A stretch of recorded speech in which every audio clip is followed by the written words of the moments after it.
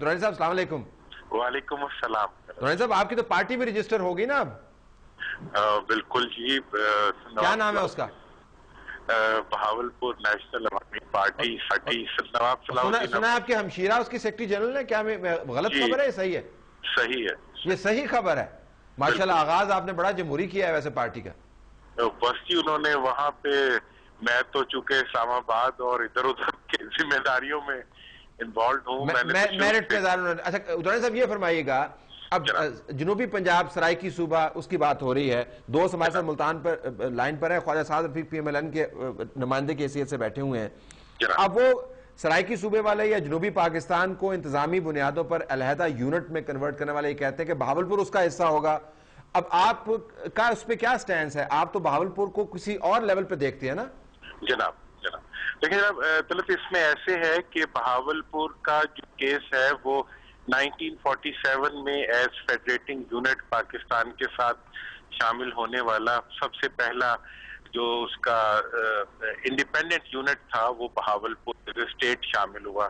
51 میں پاکستان نے اس کو صوبائی حیثیت دی اور 51 سے 54 تک صوبے کی حیثیت سے وہ پاکستان کا ایک فیڈریٹنگ یونٹ رہا, اور 55 میں ایک فیڈریٹنگ یونٹ کے حساب سے وہ پاکستان کا حصہ. گزارش کروں درانی صاحب, قطع کلامی ہوتی ہے, مجھے اچھا نہیں لگتا اس طرح. تو اگر تاریخ میں جائیں گے نا تو پھر وہ صوبوں کی لائنیں بڑی گڈمڈ ہو جاتی ہیں. وہ تو پھر صوبہ NWFP جو پہلے تھا وہ پنجاب کا حصہ ہوا کرتا تھا, پھر ہم مغلیہ دور میں چلے جائیں گے. میں آپ سے کہتا ہوں اس وقت جو صورتحال ہے اس میں بہاولپور کی جو کیفیت ہے اس کو ذہن میں رکھیں. اور اب سرائکی صوبے کی بات ہو رہی ہے, کیا سرائکی صوبے کے اندر آپ کا کوئی رول ہو سکتا ہے یا سرائکی صوبے کا حصہ منظور ہے یا آپ علیحدہ ہی جانا چاہیں گے؟ دیکھیں جی اس میں تو بالکل علیحدہ ہی جانا چاہیں گے, کیونکہ بہاولپور نے 1970 کا جو یحییٰ خان کا فیصلہ تھا بہاولپور کو پنجاب کا حصہ بنانے کا, اس کو اس وقت بھی تسلیم نہیں کیا. موومنٹ چلی اور ہم نے دوبارہ 2008 سے اس موومنٹ کو ریوائیو کیا, اور ڈیمانڈ یہی تھی کہ پاکستان میں نئے صوبے بنے تو وہ ایڈمنسٹریٹو یونٹ کے حساب سے بننے چاہیے. لیکن سب سے پہلے بہاولپور جو ایک ایڈمنسٹریٹو یونٹ تھا اس کو اس حیثیت سے بحال کیا جائے, پاکستان بننے کے سے پہلے نہیں, پاکستان بننے کے بعد.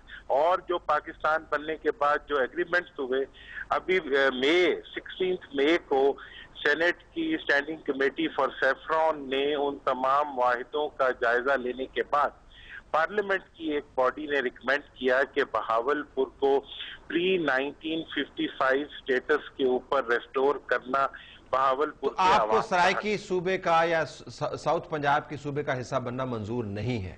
ڈیفینیٹلی. اچھا لائن پہ رہے گا. خواجہ صاحب ذرا اس کے اوپر بات کریں. پھر آپ کی پارٹی پنجاب کی کنسٹیچوئنسی تو پھر تو آپ ٹوٹ پھوٹ گئی جی آپ کی کنسٹیچوئنسی. کوئی کنسٹیچوئنسی اس طرح نہ بنتی ہیں نہ ٹوٹتی ہیں.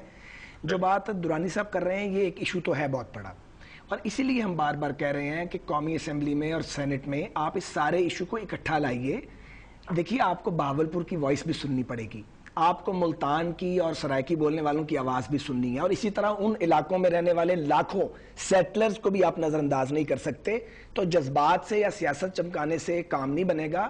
ہمیں چاہیے یہ کہ ہم یہ جتنے سٹیک ہولڈرز ہیں ان سب کی بات کو سنیں اور ایک وائبل راستہ بنانے کی کوشش کریں. درانی صاحب کے دلائل میں بھی بڑا ویٹ ہے دیکھا جائے تو.